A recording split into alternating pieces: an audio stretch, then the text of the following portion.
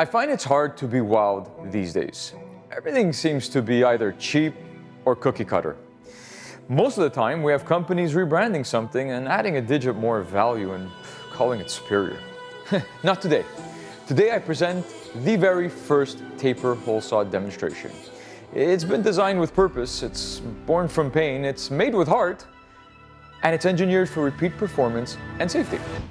Welcome to the Montreal Patch demonstration. Here we have our patented taper hole saw attached to a standard drill. Here's a wall. Now let's say I need to get behind this wall. All we need is a taper hole saw.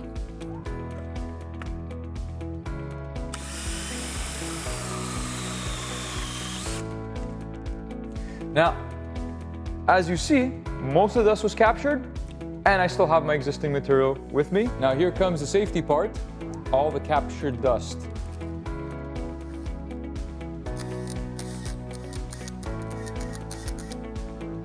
Now that our hole is made, it's good enough for visual inspection, or we can physically work behind the wall.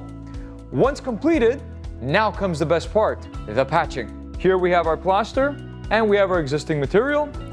This is how it's done. Take your puck, squish it in.